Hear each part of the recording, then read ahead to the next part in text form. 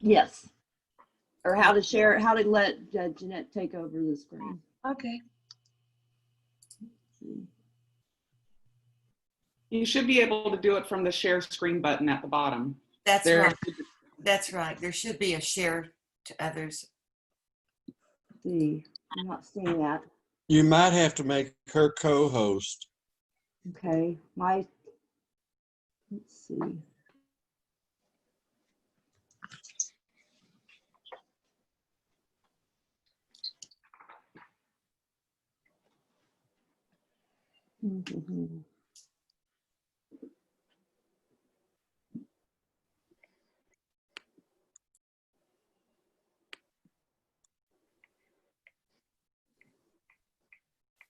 Yeah, let's see. Make co-host. Okay. Okay, I believe I've done that. Okay. Okay, I will try to share my presentation then. Okay. And see now my screen. Not yet.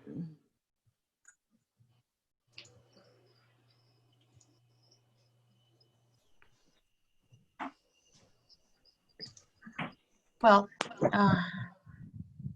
that's the reason I sent this morning. Okay, I will do that without share because I don't know what happened, because they say if I do that, maybe I will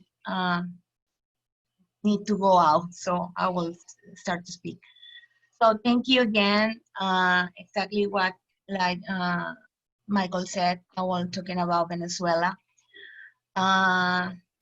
Eventually, I hope that you will get the presentation because if you see the pictures, you will have more information what I want to share. And the title will be At North of the South, because Venezuela is the north of the South America. So we have political place in many ways, important for all the geography and all the resources we have. I'm talking about quickly about myself, so I can complete what Mr. Michael say about me, about myself. Being Rotary International since 2011. I was elected as GSC from my district 4380 to India as Goodwill Ambassador was a special occasion because was humanitarian or was a regular GSC to 3090. And I have a wonderful experience there with the people in India, and still I have contact with these people, and it's beautiful. Also, I started when I come back as GSC, all my teams turned on Rotarian was special because most of the time, only the 25% of the team, they actually accept to be Rotarians. And our team was successful because the 100% of the for us, we were Rotarian, even they know in the country right now, but they still haven't the idea to keep and serve. I started in 2000 as the president of the new generation committee because I have experience at, like Mr. Michael said, in the university. So I always have contact with the young people. Actually, I lead the second Rotaractor we found in my club. We used to have 2. So I feel really proud because the young people was working with us.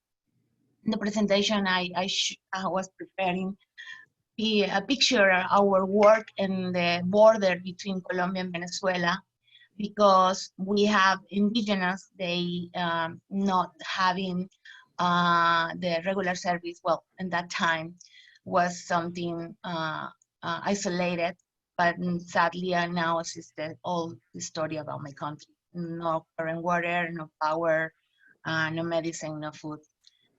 Also in 2015, in that year, 2015, 2016, I was president of my club. And when I was already here, I started a radio talk show and with help from other members of my district, 4380 in Venezuela. And next step will be having a podcast talking about Rotary, and the name will see the same. Rotary, you and me, well, it's in Spanish, Rotary, tú y yo. It's talking about what we do in Rotary, what the Rotarians do for the communities, how the people can visit us and make contact with us and engage for doing, okay, we want to work with you and serve and eventually bring us as members. And this year, and this is interesting for me because when I flew to India was February 4th. And this year I was welcoming in East Dallas the same day, welcome February 4th. So for me, it's important this day. And now, under the supervision of East Dallas, or supports East Dallas, creating and having an initiative to create a Hispanic club here in the Metroplex, the Dallas Forward area, because there's lots of people that can help, and lots of people that actually were former Rotarians in Latin America, but sadly, because the barrier language, they cannot attend to this club because the language, so they have, sometimes they feel scared because they say, okay, I don't understand, or even worse, I don't know if they won't understand me. So it's really important for me. The in-language barrier will be not a limit for the people can work and help. Talking about Venezuela, we are, like I said in the beginning, in the north of South America. Our north will be the Caribbean Sea. In the south, Colombia and Brazil. In the east, Guyana, and the west, Colombia. We have several features I would love to share with you, but I will read the most important. Our official name was changed for Chavez, Hugo Chavez, in 2006. We used to be only Republic of Venezuela. And in 1961, we were United States of Venezuela, like Mexico. Mexico's United States of Mexico. And when they changed the constitution, the name was Republic of Venezuela. Right now, Chavez in 2006, they changed Bolivarian Republic of Venezuela. The capital is Caracas. Our language is Spanish. And I would like to say, we have something I definitely feel really proud. 51% in our population is mestizo. I mean, we're not white, we're not black, we're not indigenous, we mix all of these people. So I guess this is the strongest feature of our population. Actually, my dad come to Venezuela because he was Spaniard. He passed away, both parents. But I guess we have blood from Europe, blood from Middle East, blood from Asia, and we feel really proud about it.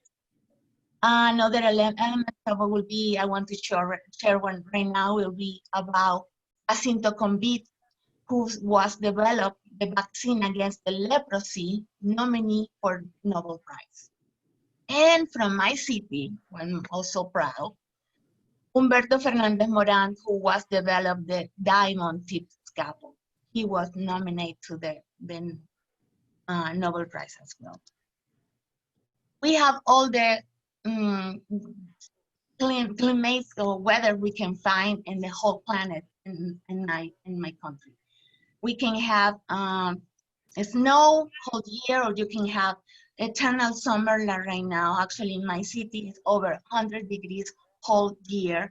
So for me, summer is okay, it's normal. but when it's in winter, I feel like I'm gonna die because this is not my body used to have in my country because I always live next to the sea coast. Also, we have the largest ozone generator on the planet. In my state, we have 215 silent linings per year. It's the record Guinness worldwide with all in the 360 days of the year, at least 250 it will be for lighting. Okay, we're talking about a little bit about Rotary in Venezuela. Rotary in Venezuela is already having 90 years. The first one was in Caracas, in the capital. We have 2 districts separate according the population. I mean, it's no balance about the size of the country, it's about the population is more together, and it's about the Andes mountain and the sea coast.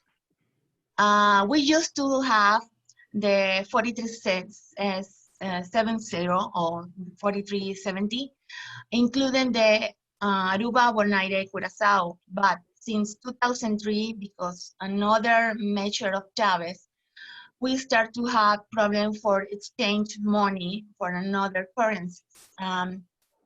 This means the government cannot allow you to do your money and change to another currency for free. You have to go to the central bank and ask them for having a limit for 8 years, 7 years was for cash was $1,000, and for credit card was for 3,000.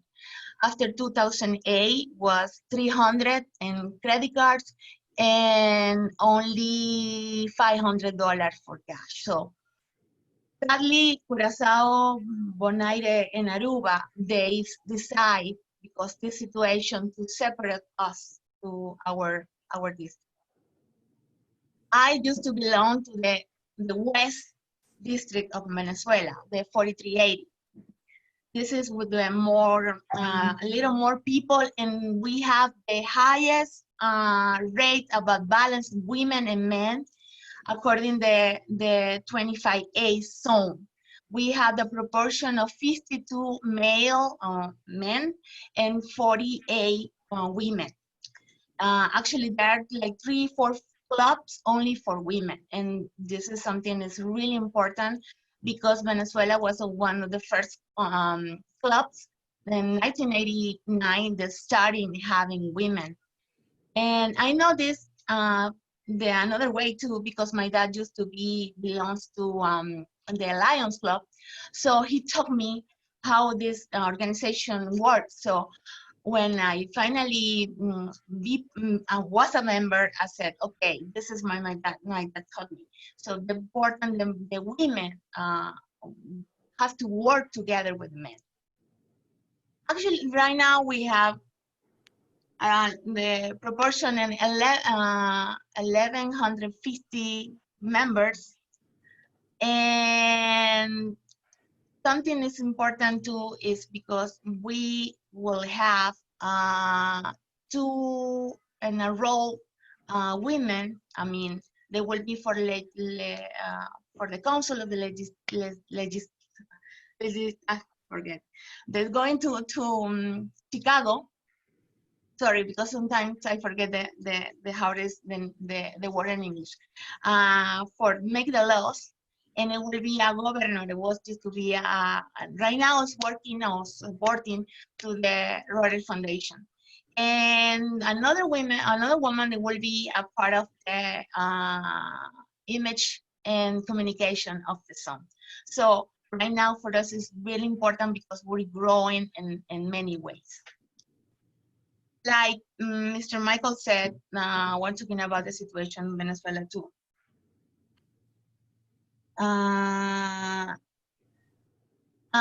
Venezuela, we have the largest bordered in whole South America.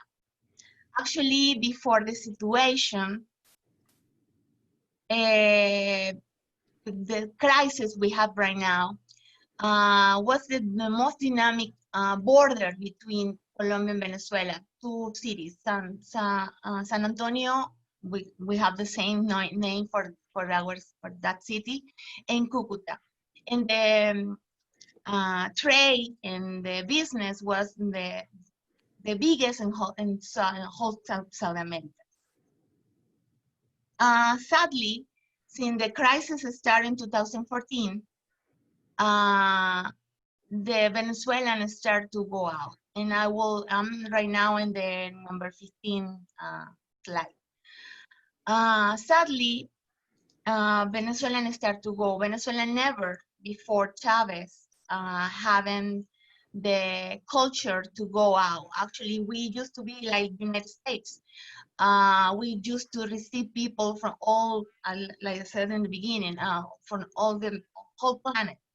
I grew up with Italians, I grew up with Portuguese, I grew up with Spanish, I grew up with Chinese, I grew up with Middle East people.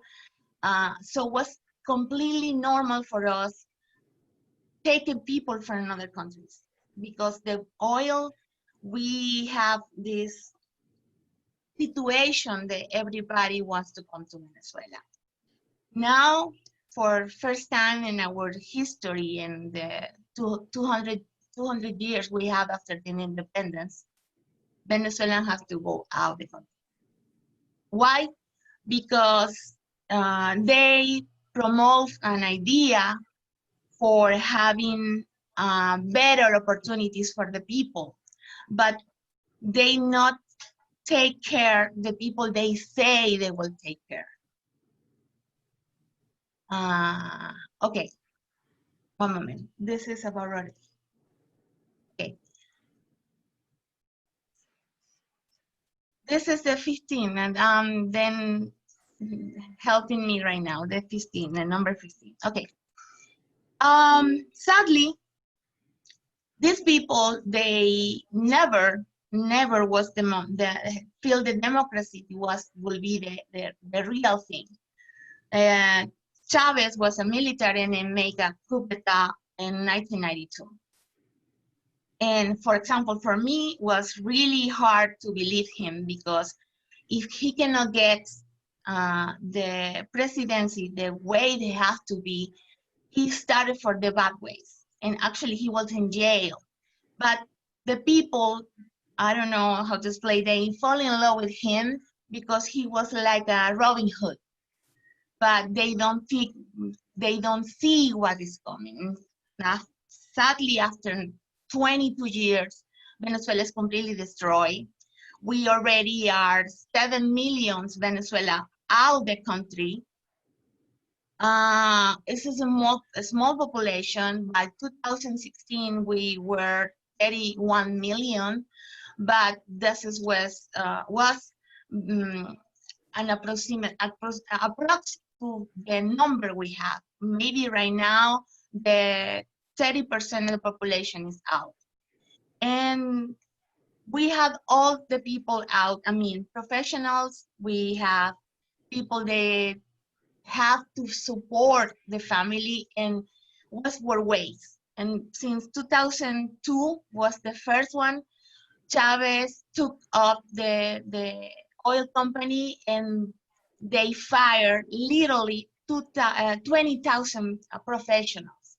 The PDVSA used to be the third company worldwide with all the process, with all the people completely training for make the production, and we used to produce 3 million barrels per day. Now we barely can get 400 barrels, and this is if the refinery is working.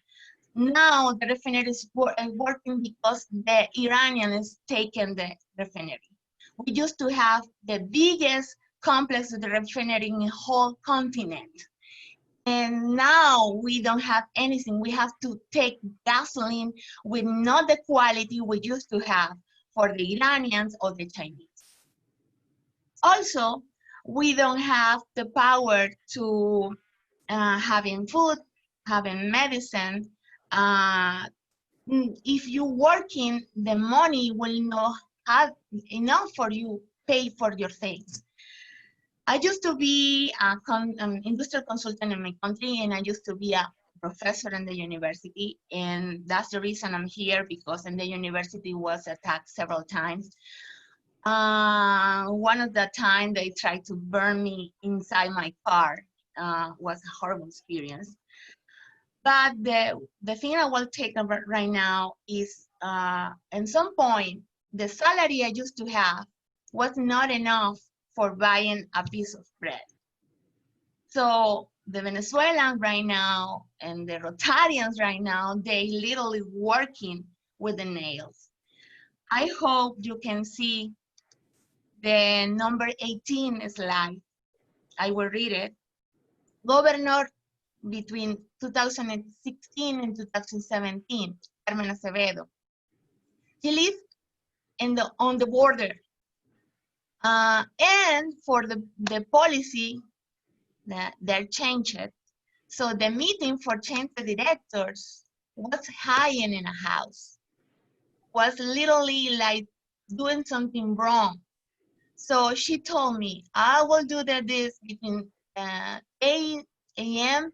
and 11 a.m. and everybody had to hide because the paramilitaries, I mean the criminals and the people support the government, the regime, they want maybe put in jail. Even the word for being a Rotarian or being a Lions Club, sorry, or any kind of work, it will be with the goodwill, but it will be sincerely to help the community. They don't like it. They do not accept it. They said they want to accept it, but it's not true. In the slide number 17, they have the pictures about what happened in the past year. Sorry, this 2020 is 2019. This is a mistake. February 2019, they blocked one of the bridge for they were having food, and they burned the cars. And that day, for me particularly, I was working here in Dallas, packing food to send to Venezuela, food, diapers, milk. And we get the information, was so frustrated because we said, what happened? This is only food, this medicine. Why they don't want it? So this is the way the regime stop us, and they say, no, they will not go through because we don't say that. We don't need that. We don't need that help. And slide 22, I can show you, I hope you can see it. This is the Rotarian for July. People of action around the globe. This is the magazine, and I show you both articles in English and Spanish, and actually they're speaking about Venezuela, how another club from Pennsylvania is in Somerset is helping a community in Barquisimeto, Lara State. This is central west of Venezuela, only for looking for having better opportunity to take tests if you have parasites for the children. It's something maybe here in the United States or for developed countries, it will be so normal. For us now is a big, huge thing.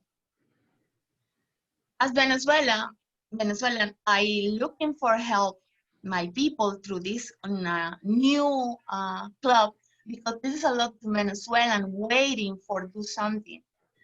Sadly, we don't have sometimes the resources. Actually, I have people in Costa Rica, I have people in England, I have people in India, but they always said, we need to analyze what you're doing. And right now, this is the reason, I guess, my initiative is because there is a lot of Rotarians in Latin America they can help. They would like to help Central America, they would like to help Bolivia, Peru, or maybe Guatemala or El Salvador. But right now, Venezuela is over Syria about the refugees, and we don't have a word.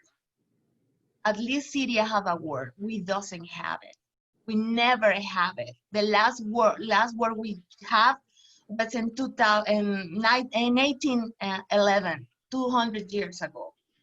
And we are 7 million people fighting. And I don't know if you and have an idea what it to be immigrant, but when you lose your roots, it's really hard. It's like you lose somebody you love. This is not my first time leaving out the country, but in the past, because of work, because I used to work for the oil company, I always know I have the opportunity to come back to my house, come back to my home, come back to my people, to come back to my food, to come back to see my faces. But even if I come back right now, there will be nothing. There will nobody, because everybody leaves the country and everybody's destroyed. So this is something for take actions than looking for people helping us, because we need to help these people. For example, and I was talking about myself because this is something that's really close to me. I only have one brother, is older brother than me, and he have the Parkinson's disease. And it's really hard to take the medicine, find the medicine in the country. I had to send it from here. So sometimes if this is what is important to be Rotarian, this is important how you feel. You can do something for people. Maybe you never meet it. But when I was there, I was working with the people, the seniors, and the geriatrics, and people from the elementary school with the kids, because there were people really humble. So this is something we have to keep in doing. And I would like, if you can see it, the video I show in the last slide, because this is the Venezuela I want to share with the rest of the planet. The people, the nice people, the people they have dreams. And thank God for Rotary, this is a way to do that. Thank you.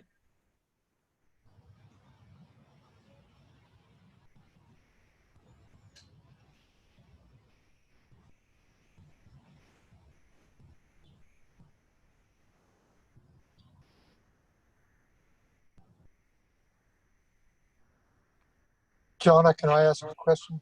Yes. Janette, what is your long-term plans? Do you hope to remain in the U.S. or do you eventually hope to be able to go back to Venezuela? Well, depends my situation. I'm a asylum applicant. I have 49 years old, and as I said, this is my third time out the country, and you start to have roots. So when you take out the roots and start over, it's getting worse when you get old. But I guess I will help my country here or wherever I am. If I have to come back, the only way I come back is when Venezuela will be completely free. And this is unknown. This is completely unknown. So I have to take the chances I have, at least right now, living here in the United States. And I'm making my roots here. But I will always have my heart and my attention in Venezuela, but I will help United States to be great too, because I'm so grateful because the country give me hope, because the principles, the people that do the right things, they coming from the United States. Venezuela, we have baseball, there was in the slide, the baseball is our first sport. The rest of South America is the soccer, it's the football, it's the European football.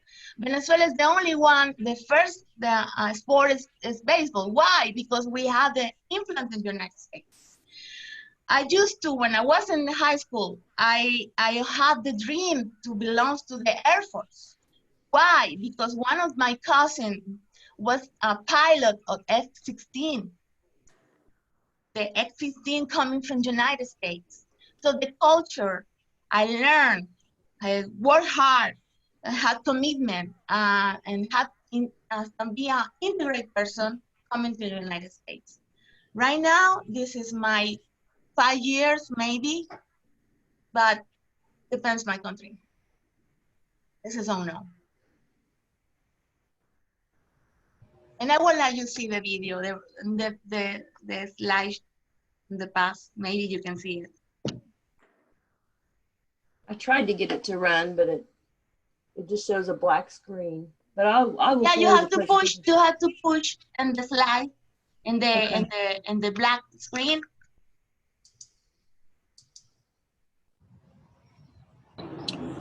Yeah. We can send the presentation out after sometime later today.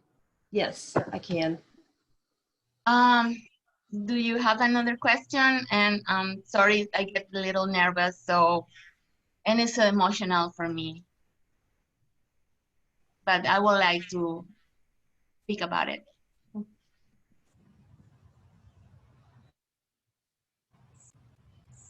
So Janette, is your family? You said you have a brother. Yes. And you said that resources are so limited. Are they basically starving or just Yes. barely getting by? Yes. Sadly, the simple things like, I don't know, powder milk or diapers or flour for make bread is difficult to find. And the system was built somehow, the corruption is involved. You have to pay to the people, they can have a better price and they resell it. So you have to buy to this thing and it will be really high price. And something is even ironic right now because Venezuela used to have the cheapest gasoline in the whole planet. And now we're buying highest price, for example, United States. We don't have the system for gallons, we have the system for liters. So we used to have, I don't know, buying equivalent 10 gallons for less than $1. I think Scott has a question. Yeah, it's interesting that you came on today because I was literally just reading about Dr. Conveat yesterday, and he not only developed the vaccine for leprosy, but he worked up until the age of 100, is my understanding, working on cancer vaccines, and he never charged a patient for his service. I was not aware that he was a Nobel Prize nominee, but I gotta wonder, how do you lose to the guy that won that when you developed the vaccine for leprosy? I have no idea who won it that year, but I would be very curious. Well, he did it like in the middle of the 90s, as I remember. And yes, he worked until, I don't know, 2 days before he passed away, something like that. Mm-hmm. Mm-hmm. Yeah, he actually, this is what developed he made. But actually, about cancer, he worked to find the cure for colon, for the intestine, and for the stomach cancer. And for leprosy, was the treatment was approved for many countries, and they say, yes, this is the vaccine, or this is the treatment for, I guess, the leprosy, yes. And I was said, Why they don't have the price, I don't know. And he never charged because he used to run institute in Venezuela, but no belongs to the government, was completely private, but never charged to the people. The resources was for foundation, resources was the people, they make donations, but never, his idea was, if I have to save my own people and they cannot having money to go to clinic in the hospital, maybe they will not have the treatment, I have to do it by myself. Haciendo con Vic. Jeanette, we have a question from Bill Wallace.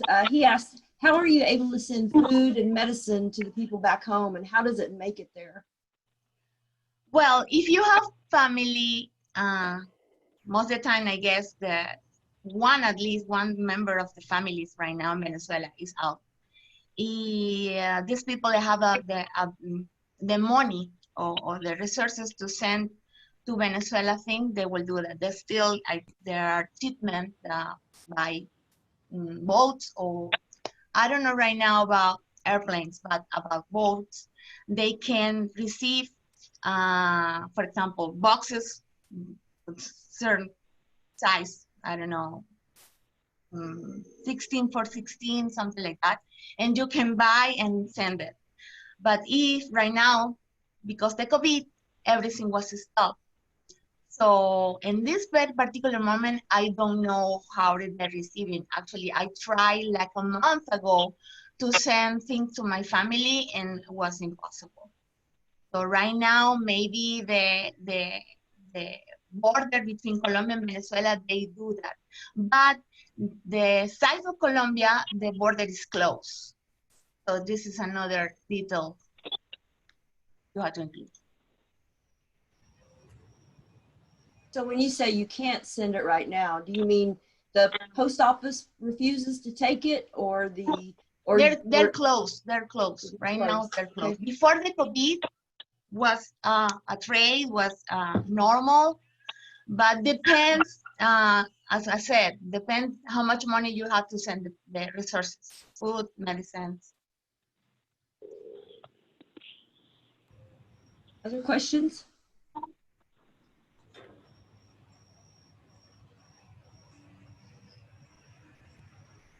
Well, I will send out the presentation, and I apologize for the technical problems. I didn't see it come in this morning until after we started, but there's some very interesting pictures in the presentation, and I think everyone will enjoy looking at those and reading the facts that you had lots of information for us. And we thank you for your work in Rotary and for your work to take care of Venezuela. And we appreciate you being our speaker today. Thank you. Thank you for having me. I'm so sorry for not having the same time with the slides, but well, I do what I can in the moment. And thank you for having me. I will be so happy if you email me or you follow me on Instagram, and it will be really great for me. And thank you for having me again. Thank you. I wanted one cleanup. I did forget to announce we have one guest today. Rihanna Adkins is a guest today visiting our club. She was very interested in the program today, so thank you for attending, Rihanna. And with that, I say go out and open opportunities as Rotarians. Thank you, everyone. Have a good day. Thanks. Thanks, Janette. Thank you. Have a good day.